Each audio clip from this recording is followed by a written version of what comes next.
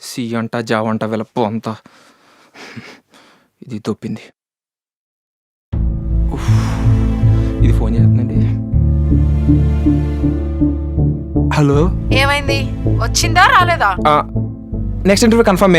Friend కంపెనీలో reference ఇస్తా అన్నాడు. నెక్స్ట్ టైం అంటే ఎవ్రీ టైం కాదురా. అయినా నీ ట్రైన్ ఎప్పుడు లేటే, అందుకే నేను డెసిషన్ తీసుకున్నాను. ఏంటది? నీ ఇంటర్వ్యూలో నువ్వు ఫెయిల్ అయ్యావు, కానీ నేను చేసిన ఇంటర్వ్యూలో నా లైఫ్ పార్ట్నర్ సెలెక్ట్ అయ్యాడు. Sorry, you can carry on your life. అలా కాదే, కొన్ని డేస్ వెయిట్ చేయొచ్చుగా. సారీ రా, ఎన్నాళ్ళు వెయిట్ చేసినా ఇంకే బెటర్మెంట్ ఉండదని తెలిసే ఈ డెసిషన్ తీసుకున్నాను. సారీ, మన ఇద్దరికి రాసి పెట్టలేదు. అలా కాదే. హలో హలో, పెట్టేసింది.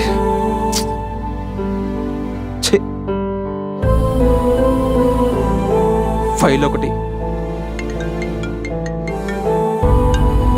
నాన్న, ఈయన కూడానా? హలో నాన్న, ఇంటర్వ్యూ ఏమైజ్ వచ్చింది? ఏమైందంటే సేమ్ క్వశ్చన్. మాట్లాడవేరా? నెక్స్ట్ ఇంటర్వ్యూ కన్ఫర్మ్ నాన్న. ఫ్రెండ్ కంపెనీలో రిఫరెన్స్ ఉంది. తిరగడం వేస్ట్ రా. ఉద్యోగం అనే గీత నీ చేతిలో ఉంటేగా వచ్చేది. నీ ఫ్రెండ్స్ అందరూ ప్యాకేజీలు పెంచుకుంటూ పోతుంటే నువ్వు ఫ్రెషర్ గానే రిటైర్ అయ్యేటట్టున్నావుగా. జాబ్ వస్తేనే ఇంటికి రా, లేకపోతే అక్కడే తగలడు. పెట్టేశాడు. చిదే అమ్మ జీవితం. అదేమో రాతలేదంటది, ఈయనేమో గీత లేదంటాడు. ఉద్యోగం లేదు, ఇంట్లో గుర్తింపు లేదు. నా లైఫ్ నేను లీడ్ చేయలేను. ఏం చేద్దాం? Let's come to first suicide. Oh my God, why you let me fade like this? చేస్తాను కదా, అక్కడొచ్చి అడిగేస్తా, కడిగేస్తా, నీ తుంప చించేస్తా.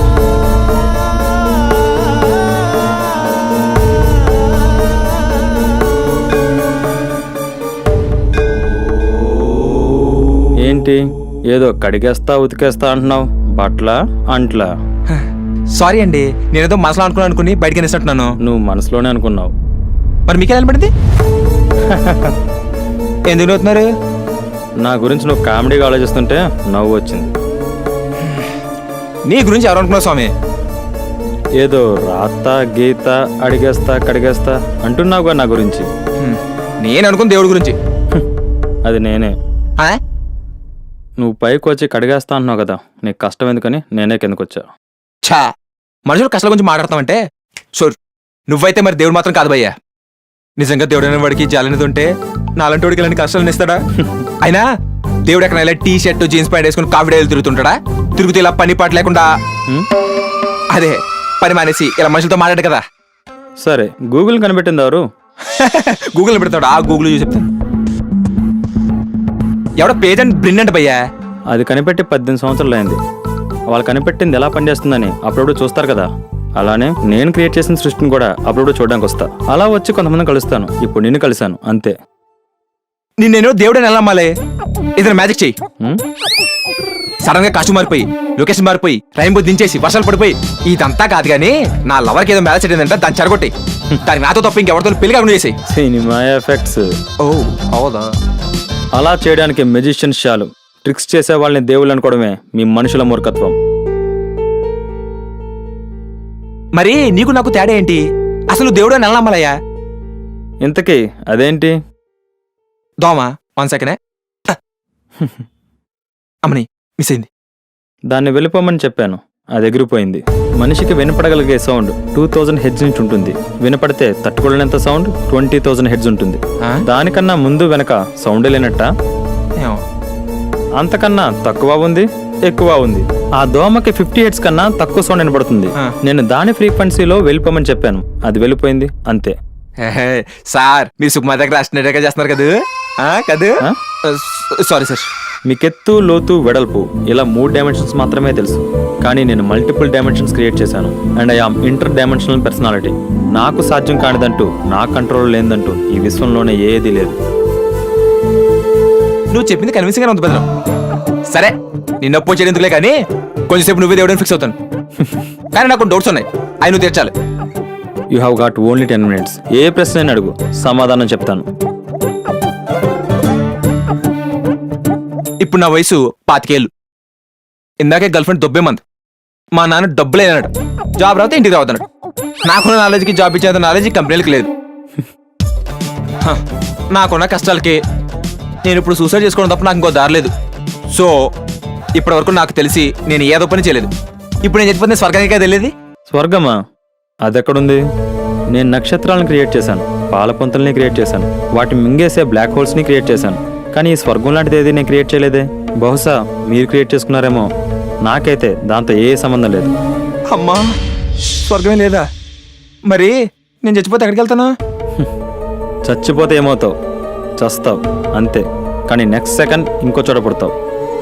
పోన్లే, ఆ జన్మలోనా సుఖంగా ఉంటాను, అంబానీ కొడుకులాగా. నువ్వు చాలా తెలివినడుగురా. చిన్నప్పటి నుంచి అంత అలాగంటుంటారు, ఎందుకు నాకు తెలియదు.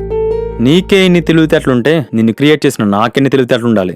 ఈ జన్మలో నువ్వు 25 చేస్తే వచ్చే జన్మలో నువ్వేం సుఖపడవు. ఆ జన్మలో కూడా అదే వయసులో అదే ప్రాబ్లం నీకు మళ్ళీ వస్తుంది. అప్పుడు చేస్తే దాని నెక్స్ట్ లైఫ్లో కూడా అంతే. నువ్వు ఆ కష్టాన్ని ఫేస్ చేసి నీ పర్పస్ ఆఫ్ లైఫ్ని ఫుల్ఫిల్ చేయాల్సిందే. అప్పటి వరకు నేను నిన్ను వదలను. అమ్మదేనమ్మా, లైఫ్ ఏమైనా వీడియోగమ్మా ఎక్కడ పెట్టినా మళ్ళీ ముందు చూడడానికి. ఫ్రెండ్స్, ఒక మోస్ట్ ఇంట్రెస్టింగ్ కథ చదివితే చాలు అది ఒక మనిషి జీవితాన్నే మార్చేస్తుందంటే మీరు నమ్ముతారా? కేవలం ఆ కథ మీ పిల్లలకి చదివి వినిపిస్తే చాలు వాళ్ళ జీవితానికి కావాల్సిన విలువలు నేర్చుకుంటారు అంటే మీరు నమ్ముతారా? మీరు జీవితంలో అనుభవిస్తున్నా లేక రాబోతున్నా ఎలాంటి సమస్యకైనా పరిష్కారం ఒక కథ చదివితే చాలు మీకు దొరుకుతుంది అంటే మీరు నమ్ముతారా? Yes, it's possible only with the greatest epic ever told in the history of mankind. It's the Mahabharata. ఈ కథ ఒక సూపర్ హిట్ మూవీ కన్నా 100 రెట్లు గొప్పగా ఉంటుంది. It's a challenge.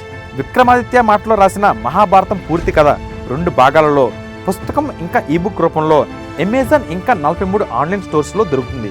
ఈ పుస్తకం ప్రపంచవ్యాప్తంగా 54 భాషల్లో దొరుకుతుంది. లింక్స్ ఈ వీడియో కింద డిస్క్రిప్షన్లో ఇచ్చాను, వెంటనే ఆర్డర్ చేయండి.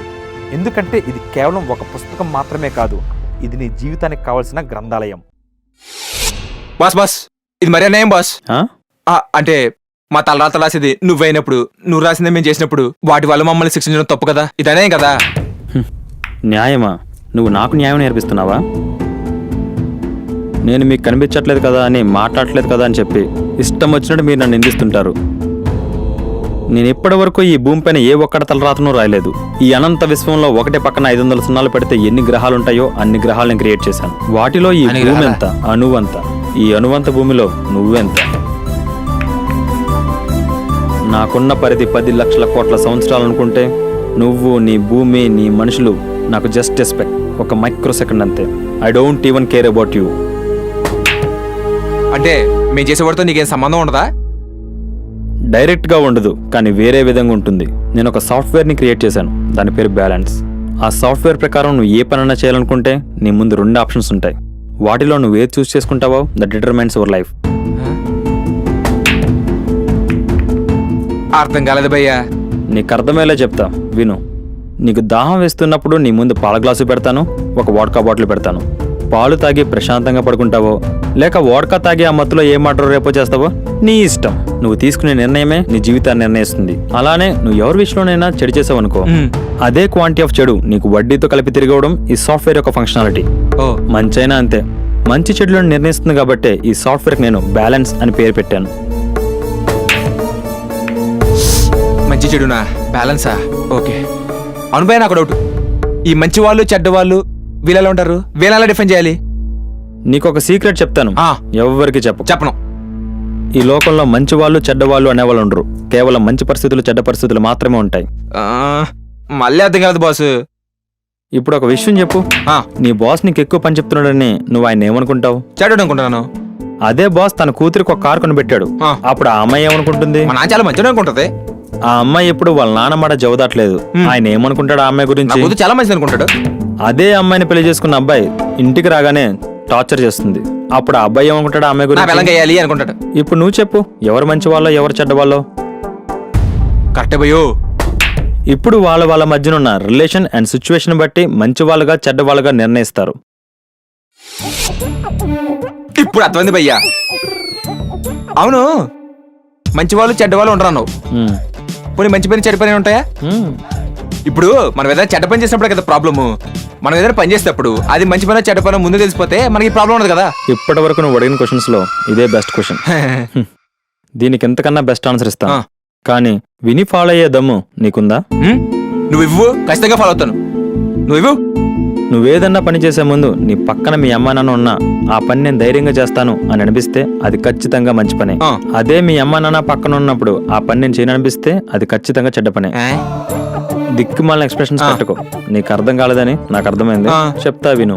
ఆ. నువ్వు మీ నాన్నగారి పక్కన ఉన్నప్పుడు నువ్వు సిగరెట్ కాలుస్తావా? ఆ. ఎందుకంటే అది చెడ్డ పని కాబట్టి. అదే మీ నాన్నగారి పక్కన ఉన్నప్పుడు ఒక పేదవాడికి 100 రూపాయలు సాయం చేస్తావా?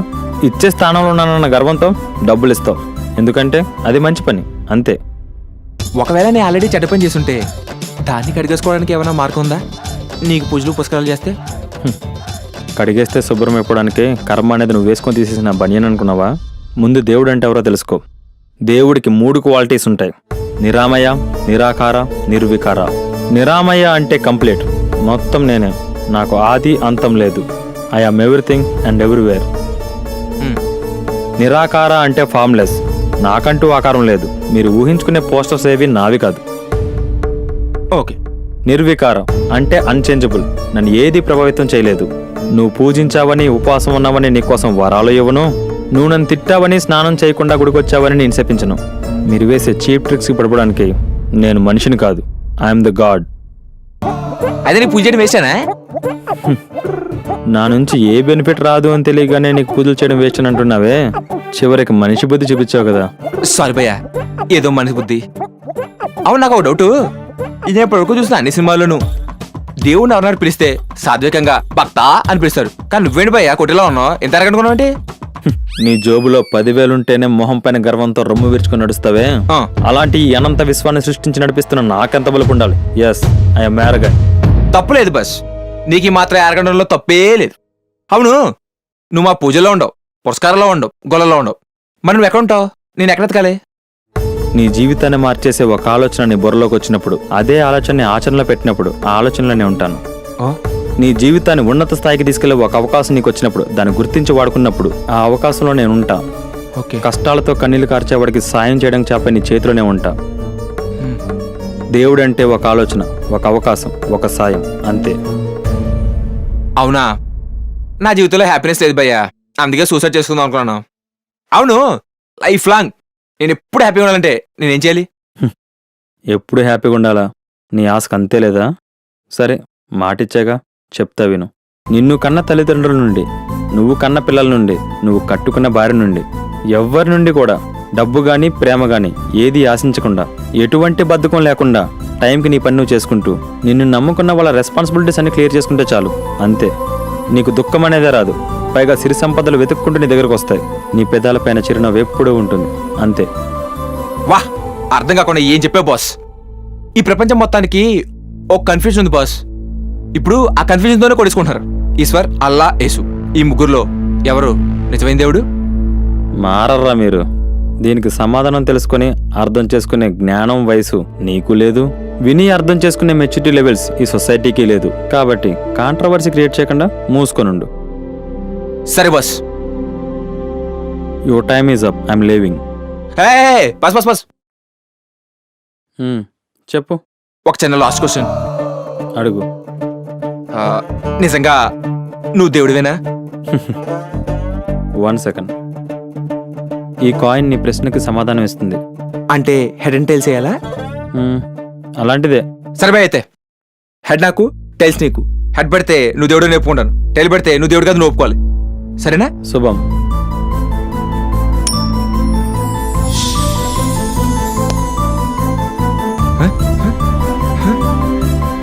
ఏమైపోయాడు?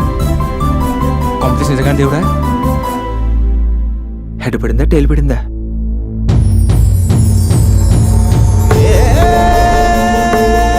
కాయిన్ అది అంటే దేవుడా?